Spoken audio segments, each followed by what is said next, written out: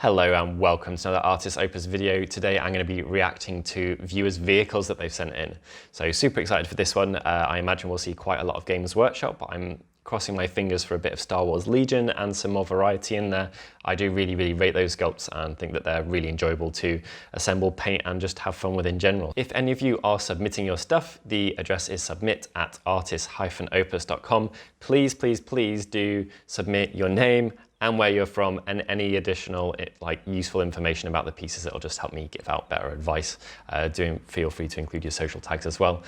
Right, let's jump in. Nice. Start as we mean to go on. So we have an ATST here, 100% done following your tutorials. Pretty chuffed with it. I'd love some feedback on making the blends look cleaner, especially the cockpit module, and any other tips you could give me from Josh Barry. Well, Josh, that is awesome. That's a really good version, and it looks like you followed the tutorial really well. You've also put the bits on correctly that I didn't do in mine. Okay, so specifically he was after the cockpit module. It's all looking really good, honestly, dude. I think if you're gonna pick on anything to focus on for this model, the overall quality of the fades and the transitions in the grey sections is of such a high quality that it's going to throw other areas into shadow in comparison. So your weapons, it could just be the photography, but they look fairly dull and they don't have too much depth to them. So maybe just some more washes used there, or a couple more stages, or a little bit of, you could dry brush them from above to make it look like they are reflecting more, with the sun being above them or something like that. I think that would really aid the overall effect, but honestly, it's a super good job. Looks really good as well, and I quite like the pose. You've made the most of that kit's ability to point it at something, which makes it look a lot more alive. Really lovely. All right, Necrons. I love these. I have a very large soft spot for the croissant. So this is my Doom scythe for my Necrons with loads of Series D dry brushing. Was wondering if Byron had any tips on taking it to the next level. Pretty good glow. Nice composition, base isn't bad either at all. There could be a bit more of a fade on the basing materials working its way up the rocks. That's one piece for feedback. And then the metallics, I think you could probably start from a little bit darker and leave more of that dark stuff in the very recesses. These Necron vehicles, in that they're flat, you can basically pick where to have dark, where to have light, and it's one of the lovely things about painting them. I normally follow the lines and kind of panel line it, but with stippling. So I think that would make a bit of a difference. And the other one is just, I know, obviously it's your interpretation of a fantasy future universe, but I quite like putting dark stuff around the exhausts or some type of weathering around the exhaust of Necron vehicles. I think that really adds to their overall appeal. So maybe some of that, but it's super solid, dude. You've not gone too over the top with the glow. It looks like it's hitting, the stuff that it would be able to reach, which is, I think, a really good one. Another nice aspect of doing the metal slightly darker is that the glow, it's easier to get OSL to work on darker surfaces, and it stands out more against darker surfaces. So that would be like a hidden bonus if you did do it. It's super solid though, Patrick. Really nice. You could get some purple washes or purple nuances into that gold as well, or green. Either of those I think look really cool. That is some heavy weathering. The Bainwolf tank spits out a corrosive cloud of toxic gas. The idea here was that the tank would drive through the gas, thereby heavy rusting and corroding the front portion. Okay, I understand. Should I have more discoloring, more rusty tones? Your videos are great. Keep it up. Thank you very much, George Smith. This looks badass. I can't 100% work out the method that you've used for doing this, but I do think that you could actually, you could rein back the weathering a bit. If it is streaking grime, if it's not, sorry, but it looks like it may be some type of grime or enamel effect. Just a little bit more backwards and forwards with some removal, removal techniques rather than some addition techniques. So you add the wash and then you remove it and you knock it back. I think that would go really well. But the key thing here for me is, even if it would be hitting that gas and would be corroded, there would still be chipping on the edges or the bits that stick out or the bits that are close to the ground of that dozer blade. And I think the moment you put some chipping or some of those showing through or punching through, that will just, instantly ramp up the realism. Pretty good effect though, really like it. You've got a couple of nice little rust streaks going down it. For me, they're my favorite bit of the piece, but I think overall it is really effective. Nice bike. Oh, good painting on the Chaplain. This is from Luca Pagnotta. I've butchered that, apologies. Really nicely executed. It's decent quality photography as well. So what would I say about this one? There is one thing that stands out hugely to me here, and that is that The weathering colours on the wheel do not match the base, and they've also not made their way from the wheel to the surrounding vehicle. So one of the nice things about having, and maybe you didn't want to do this because you've got such a nice, clean, crisp paint job on those edges. They are really, really, really good, spot on.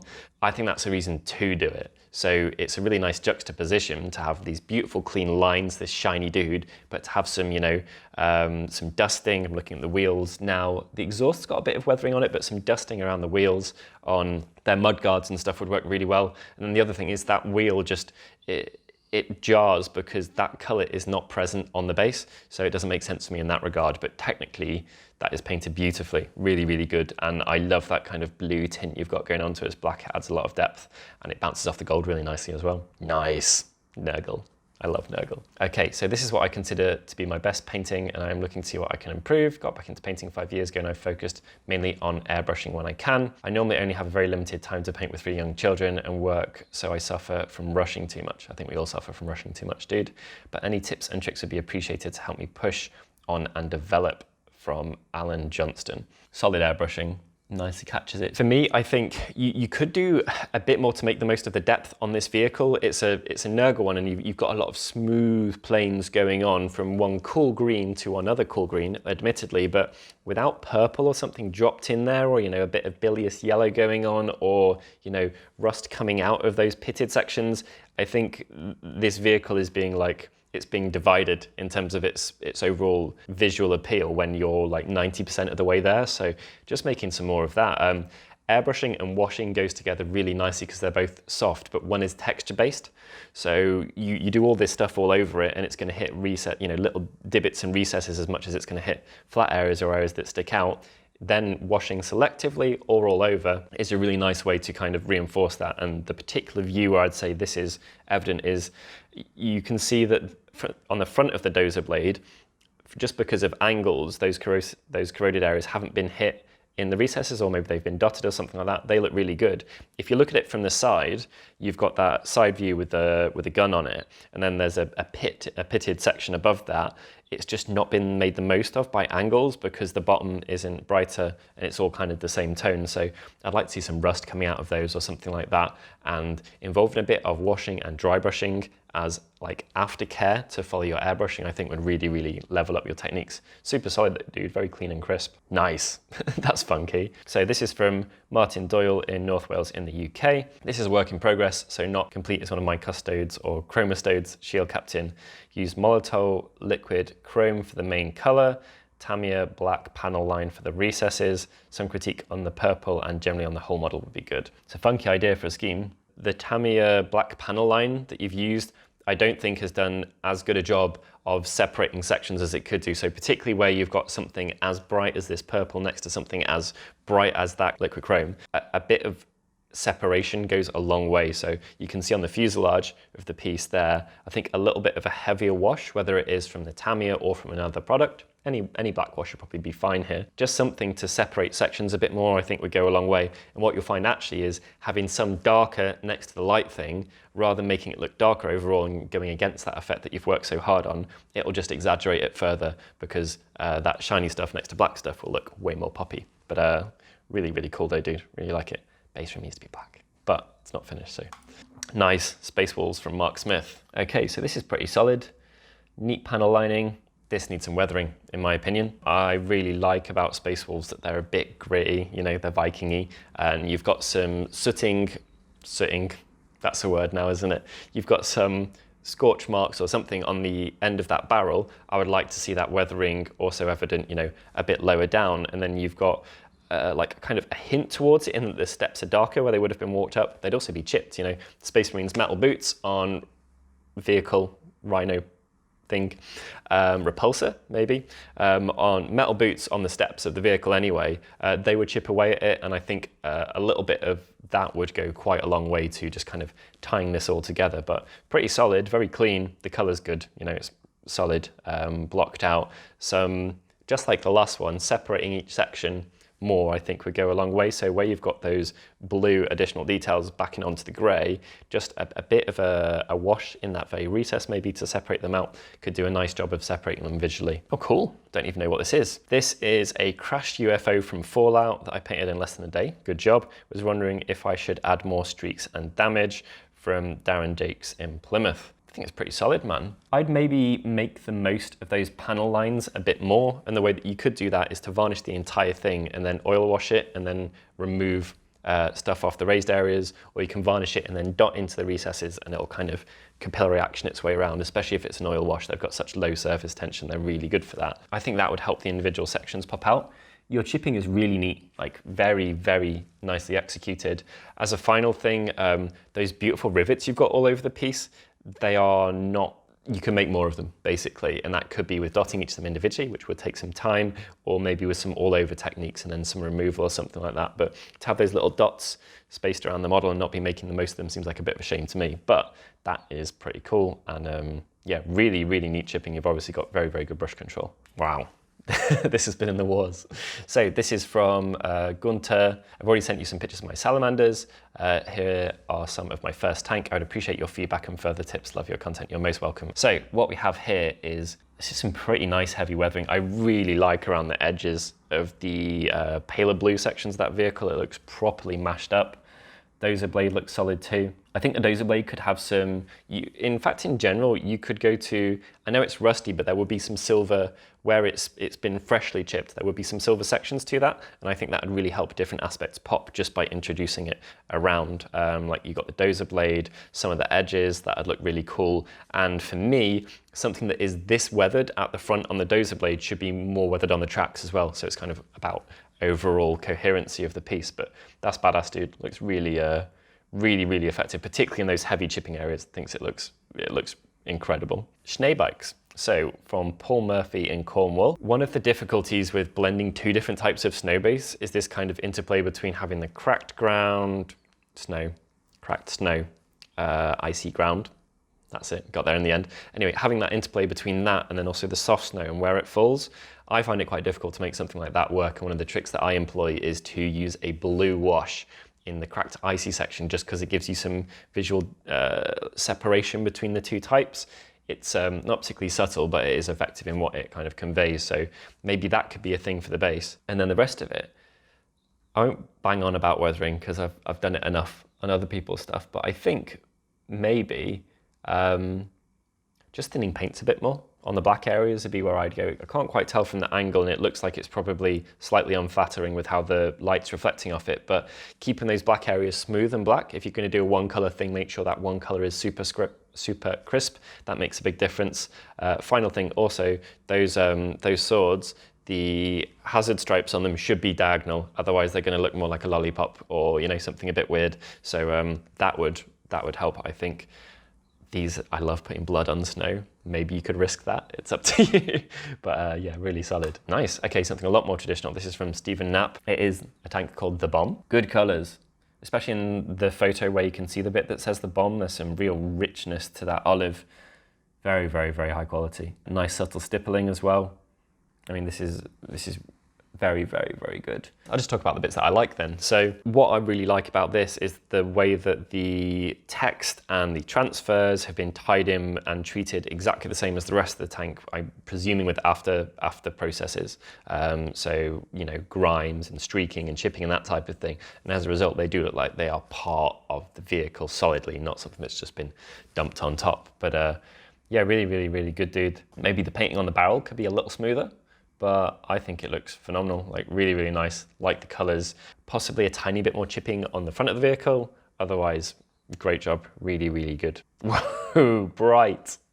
Okay, so this is from Leander. Love what you're doing with the feedback videos, very constructive criticisms. Would be awesome if you could give me some feedback on my Loyalist Emperor's Children Storm Eagle kit bash. Well, my initial feedback is that this has so much visual impact that I just love it. I think it's amazing. Like I cannot, if this was on a table and there was other stuff on the table, the other stuff may as well just not exist because I couldn't look at anything but this. I mean, I say that, maybe you've got more in your army, which I would love to see, but really, really, really good.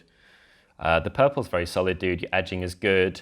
Your transfers, I presume their transfers are done to a high level. Maybe they could be weathered in a bit with the rest of the vehicle.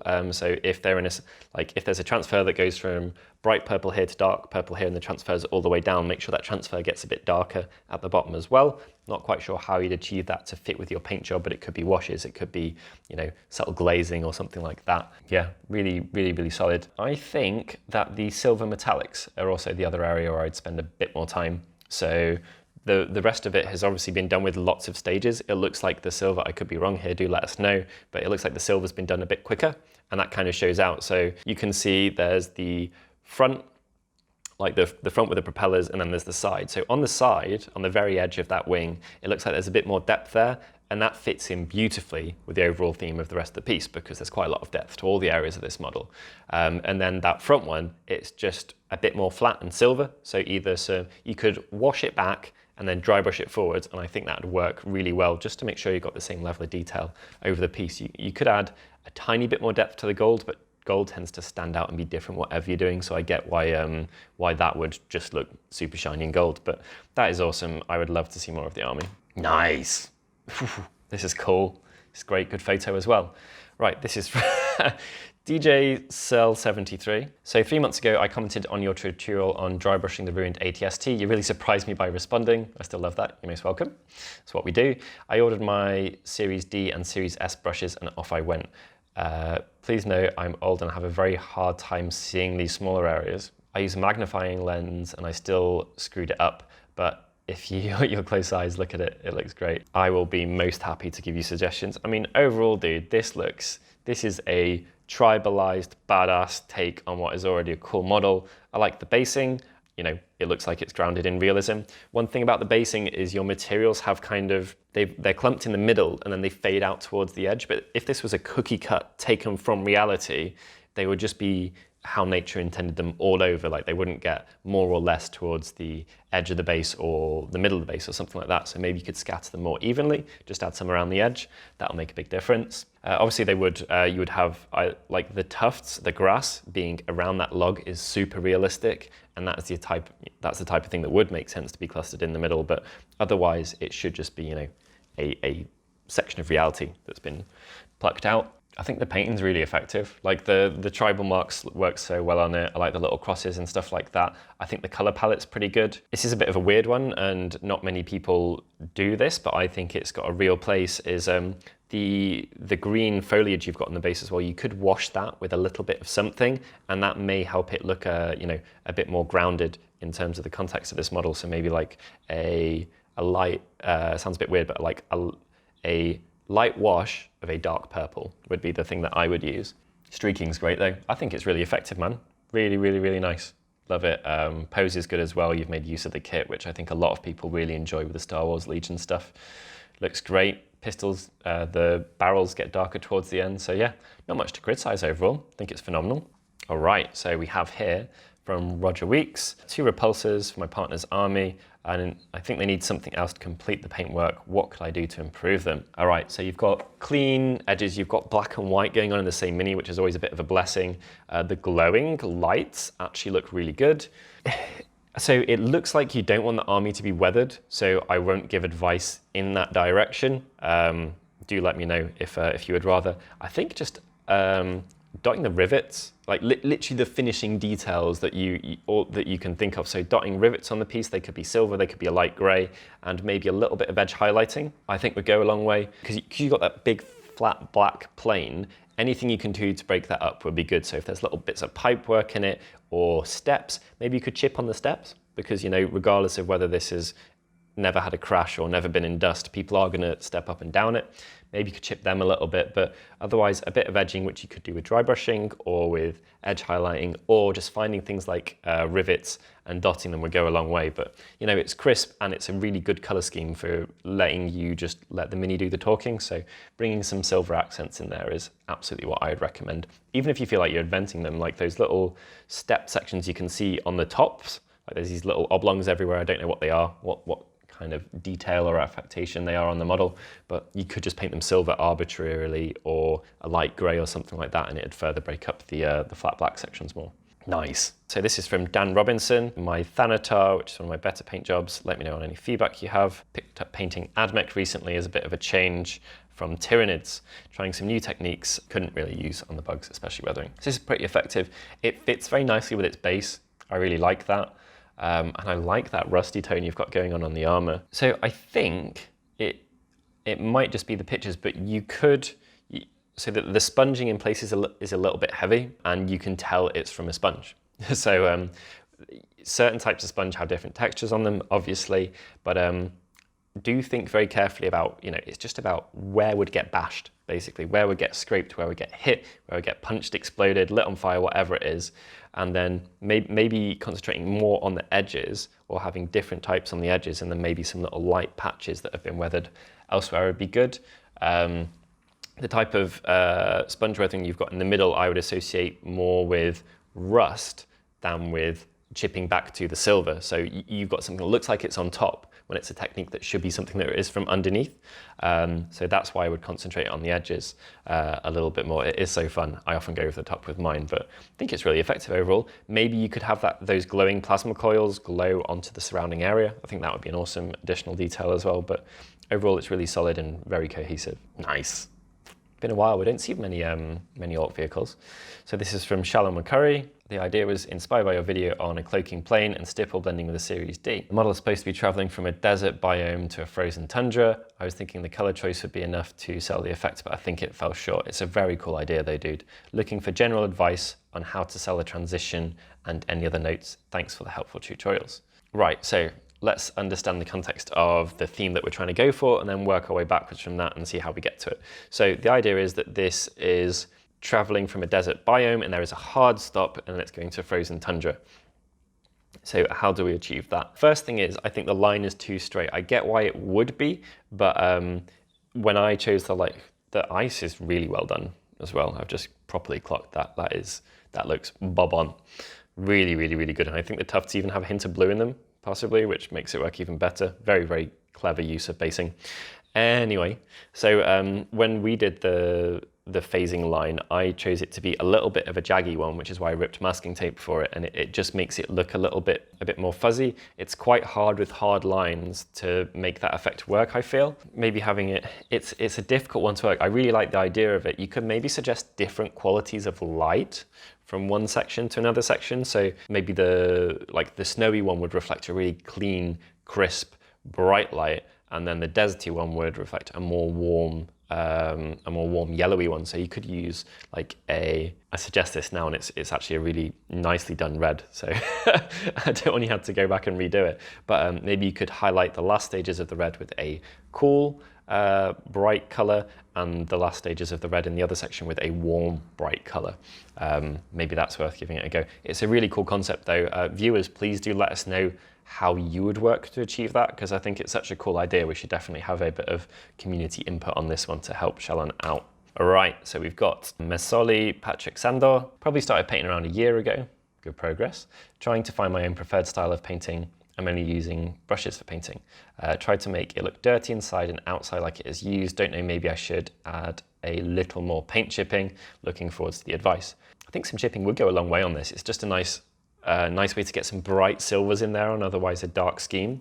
Again, catch those rivets. So dot on them with a wash, and then dot the rivet itself with a silver or a brighter version of your olive green. Bit more, I think you could also take that bright silver and bring up the other metallics a little bit more just on their edges. It doesn't have to become all bright and happy. I guess this is a grim dark piece, but yeah, maybe taking them up a little bit higher, and wash down that gold a little bit as well. You can get some depth in there with purple. I love purple in Nurgle. I think it looks great. So a little bit of a purple and black 50-50 wash, dilute it with some medium. You can always do it a couple of times. Wash that around the gold areas, and I think that will bring them back because they look a bit too clean and happy currently for the rest of the piece. But really solid start, dude. Love it. Weathering is done in the right direction as well. Play around with pigments. If you're just using brush stuff, play around with pigments. They are fantastic. Nice. All right, I recognize this because it looks like the one that I did. I've been in the hobby for about 12 months now, and this is my first vehicle. Mostly followed your outstanding two-part guide on the Stormwolf. Well, great job. Really, Really, really good job. I could tell. I know there's definitely lots I can improve on for my next attempt. I think I should have pushed the number of stipple layers for the armor panels further to get more contrast. It's a hard one though, because you do end up building texture, and I think you've got it. There's definitely certain areas of this model where you've got it just right, like those little indented panels where you can see like the R symbol, and then there's the little panel next to it on that side shot. That panel is perfect. So just that level all over would be awesome. Big thanks for tutorials, especially those on the Stormwolf show. You don't need an airbrush to accomplish a good finish on a big model. Thank you, that's exactly why we did it. So feedback on this, I think the metallics could be a bit smoother. Honestly, if you could get all of the areas that are Space Wolfy colored to the same areas, that little indentation that I kind of outlined between the R symbol and the gun turret, it would be absolutely solid. Personally, I have real issues with transparent cockpits because I just struggle to make them look good myself. Some people can manage, but I think it's always really hard work. So the silvers, yeah, I think I would attempt to smooth out the silvers or add depth to them. And you can do that just by slowing down a bit on them, basically, dude. You've obviously got the talent, given what you've done with the Space Wolves grey sections. So yeah, I'd give that a go. The base has a lot of different elements going on that are not fading into each other, so maybe that could be a bit more subtle, but honestly, dude, you should be super proud of what you've achieved on that, because it's quite difficult doing this stuff on a large scale, all over a model, and maintaining coherency, and you've managed to, so great job. That was from Tom in Essex. Well, we ended on a high note. Loved that. So please do give your feedback about that phasing decloaking one. I'm genuinely interested to see what the community comes up with, how you'd achieve that, what you think of it. Which was your favorite? Mine, I don't know what my favorite was in that one. I quite liked quite a lot of them. I do love vehicles though. I've got a soft spot for the Star Wars ones. I did really like the tribal, that tribal markings one. I love that as a theme. I really like, because vehicles are generally clean, but getting them and then just daubing graffiti on them is a fantastic way to really, screw up the juxtaposition between clean mechanical and then obviously more human and organic. That's it. Hopefully you've enjoyed it. Please like, please comment, please subscribe, hit that bell notification and leave a comment down below. Which was your favorite, which wasn't? If you'd like to see us doing a themed one again coming up soon, if you want, all big monsters or just a big mix of miniatures in general, let us know. And of course, again, the address is submit@artis-opus.com. Let us know your name, your country, details about the model, and pop on your social media tag if you would like to as well. That is it. Thank you very much for joining us. I will catch you in the next video.